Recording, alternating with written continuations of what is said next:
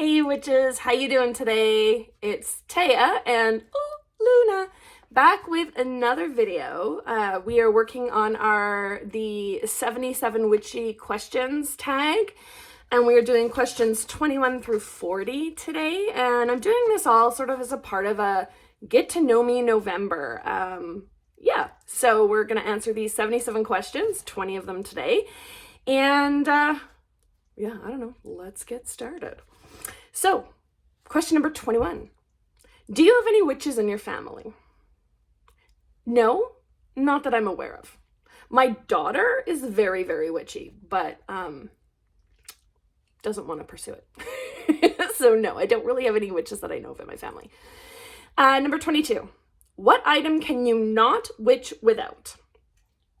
Two things that I need, and they're mostly like ambiance things. I need my hood. I usually wear hoods. You can see I've done a couple. I know I've done one video in my favorite tools on my hoods. They just make me feel witchy. They make me feel like in the mood. And then fire of some sort. So whether that's candles or a campfire, when I'm doing magic, like to do it by candlelight, by firelight, really just brings it home for me. So I don't know that there's like a actual physical tool that I need, but like these two sort of aesthetic things really set the mood for me and help me get kind of into that right headspace. Number 23, what is your favorite Sabbat or time of year ritual? So mine's is a little vague. It's December. December is my favorite time of the year for many reasons. First of all, it's my birthday and my mother's birthday in December, so we have two birthday celebrations.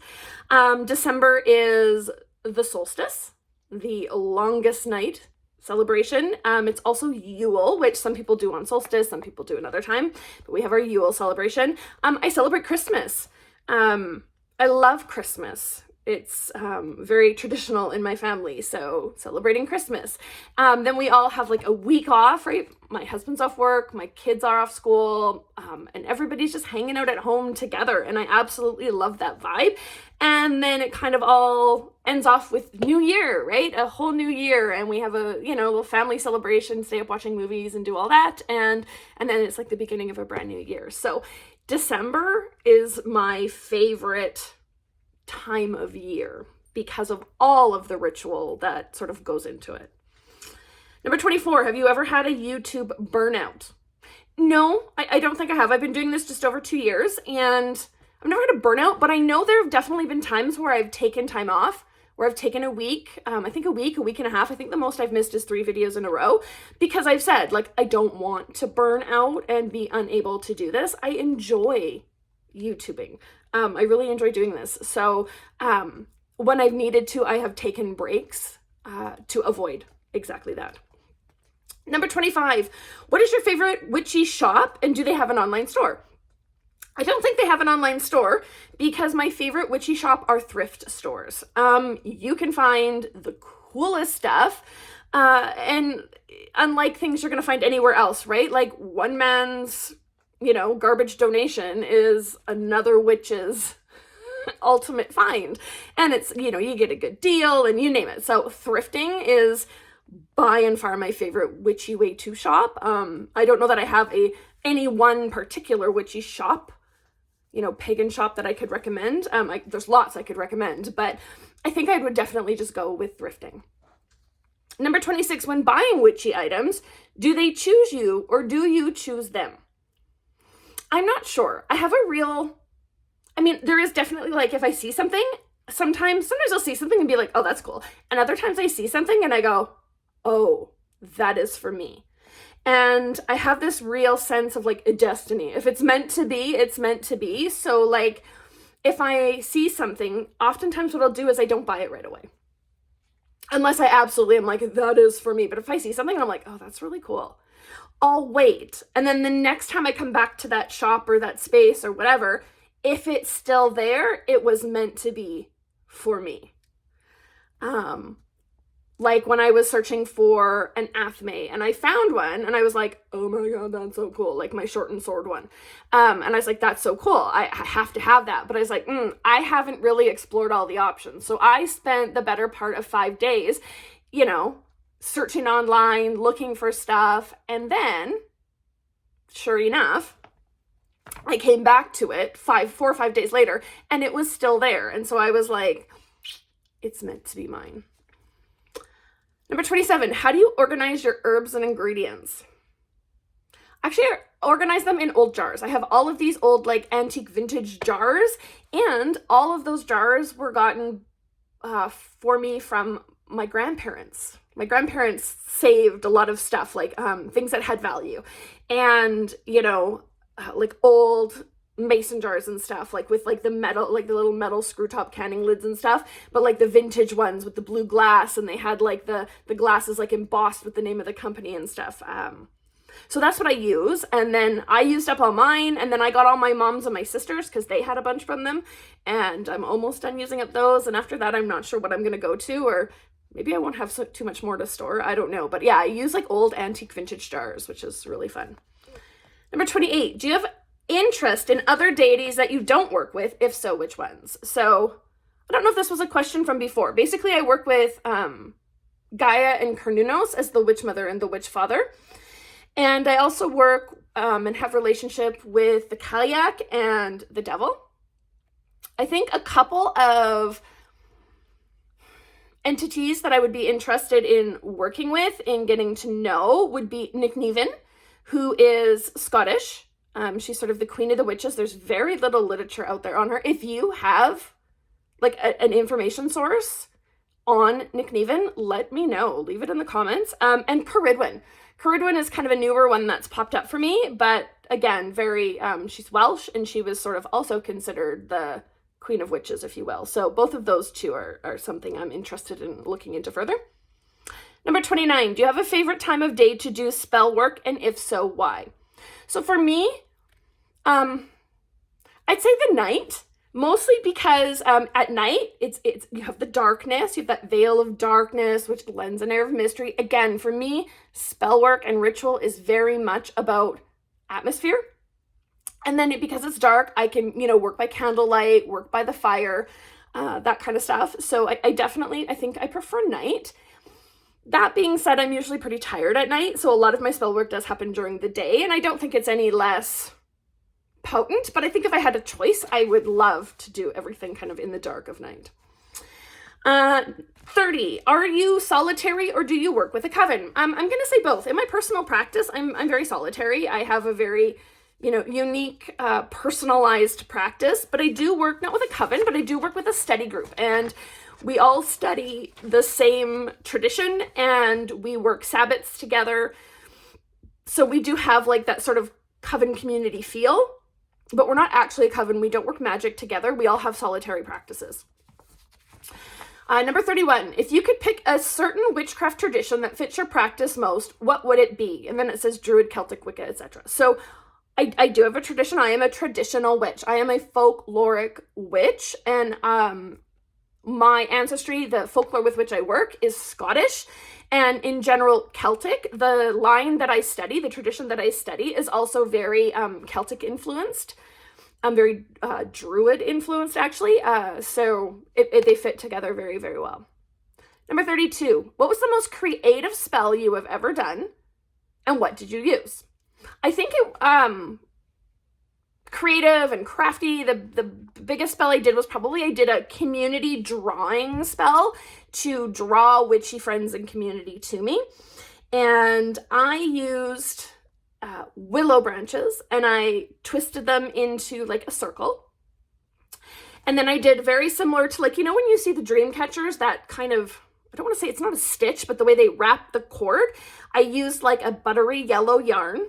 And again, it had like color correspondence to it, with pink carnations and actual spider web. There's spider web woven into it. And it's like this piece that's like pretty big, and it hangs on the wall in my office to, again, continually sort of work on attracting witchy friends and community. Number 33, what do you prefer for divination? Tarot, oracle, runes, etc., and why? So it's kind of a mixed bag. Probably the one I'm most proficient in is tarot. I work with the Modern Witch Tarot deck, which really, I don't know, for some reason that deck just really speaks to me. I find it's very easy to read. So for like an intuitive sort of, I just want to sit down and do a reading, I'd probably say tarot. But my favorite is probably the Ogham. I have like little Ogham staves, and there's like wood burned, the Ogham symbol on each stave, and the actual stave is the wood of that. Like each Ogham corresponds to a tree, and it's actually a stick from that tree. I had them like special made, and you cast them, and then you read like the way that they fall. You read, right, so the meaning of the stave, you know, if it's farther away from you, it's further in the future. Closer to you is nearer in the future. To the left and to the right mean different things. And then the way that the actual stave falls and how it's in relation to the other staves in its grouping mean things. And so, yeah, I love that way of reading. The only thing is I find is it's not, for me yet, it's just not intuitive. I have to look up the meanings, because all it is an Ogham wood burned onto a stave. So like with tarot, you have all the imagery to work with, right? So it becomes very intuitive very quickly. With the Ogham, it's memorization. So I'm not so good at that, but I love reading Ogham. All right. What are some ways, number 34, what are some ways you keep yourself grounded? For me, it's about mindfulness. And I have an anxiety disorder. I've got ADHD, and I spent many, many years in like one-on-one therapy and coaching, learning how to deal with the fact that my brain just processes stuff differently, and that I've got a higher level of anxiety than most. And mindfulness is what I was taught, what I had to work at. It does not come naturally to me. And it's not what a lot of people think it is. What it is when you're washing the dishes, all you are doing is washing the dishes. You are not thinking about anything else. In that moment in time, all you are doing is washing the dishes. And you're thinking about the feel of the bubbles on your hand, the water the feel of the water on your hands, the feel of the water dripping off. You're listening to the clinking of the dishes. You are smelling the dish soap. All you are doing is sensorily experiencing in that moment the one thing that you're doing. And for someone like me with ADHD and a brain that goes a mile a minute, it was hard to master. But now that I kind of have it down, I'm definitely, I think I need to get back to practicing it a bit more mindfully, like a bit more purposefully. But mindfulness is definitely, for me, that keeps me very grounded and just in the moment and working through what I need to be doing. Number 35, have you ever had a spell go horribly wrong? Honestly, no. I think there's a lot of, oh, your spell's gonna backfire on you. And I've never had that happen. Now, have I had a spell not work? Absolutely, right? I have done spells and been like, oh, this is a kick butt spell. This is going to be awesome. And it just fizzled and nothing happened, for sure.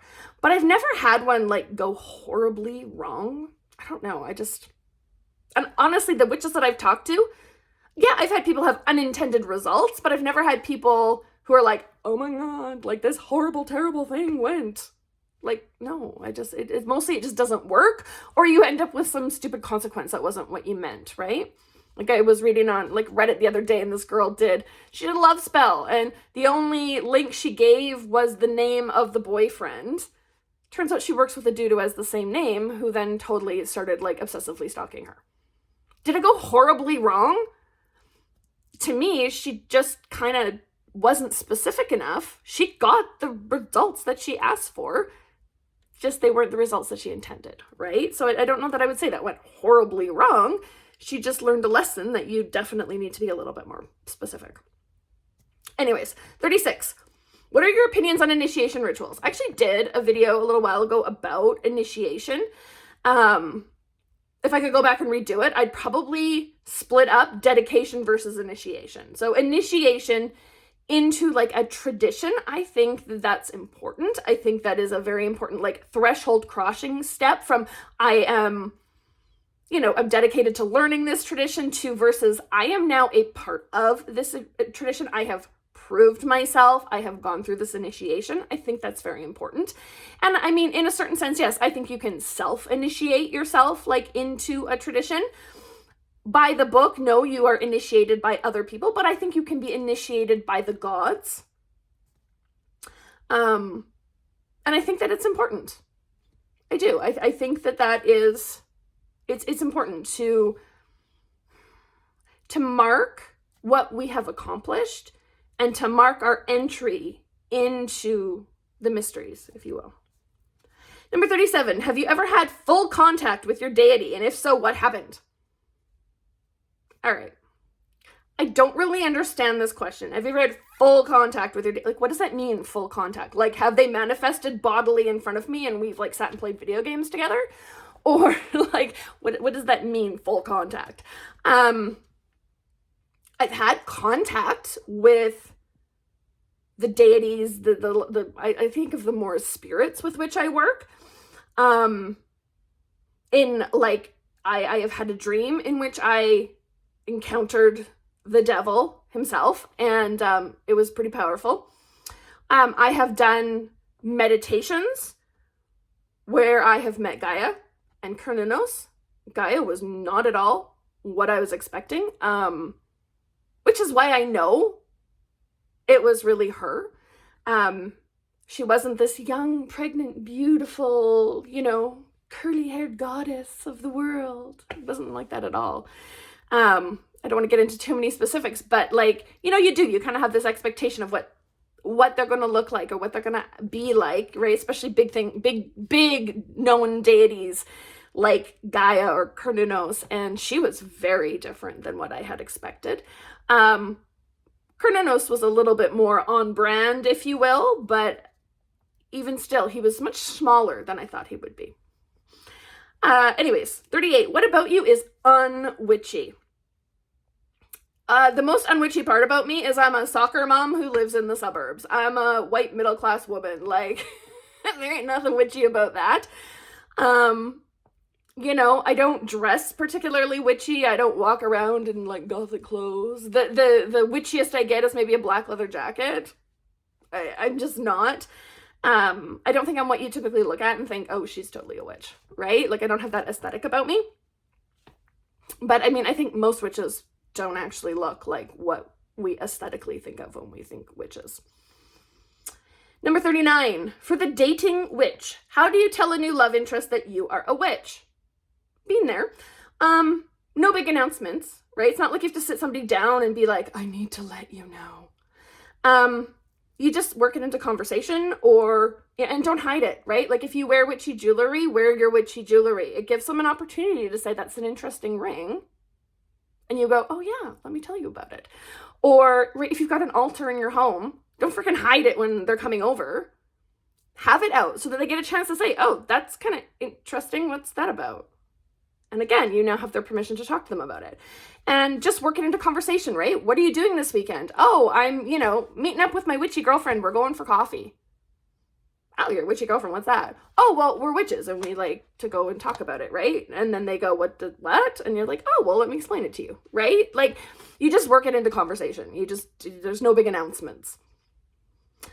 And question 40. Who is a past witch that has inspired you, famous or not? Definitely Isabel Gaudi. As a trad witch, as a folkloric witch, I work with Witchcraft Trial Records. Isabel Gaudi, she's Scottish, and B, she is very well known for her witchcraft confessions. She made 4 confessions over the course of about a month and a half, and in the 1600s, and confessed to witchcraft and made very, very detailed confessions. Now, there's all sorts of theories, like she may have been mentally ill, she may have just had a really big imagination, or she may in fact have been a witch. So there's kind of all this debate about what, where those confessions really came from, but they were very, very detailed and very, very witchy. So yeah, I would say that Isabel Gaudi is probably, she has influenced my practice, and I think she's a beautiful, beautiful figure. So look her up. So that is our 20 questions for today. Again, we're just hitting the 20-minute mark. So I'll leave it at that. And we'll be back on Saturday for the next round of 20 questions. All right. Thanks for hanging out, you guys.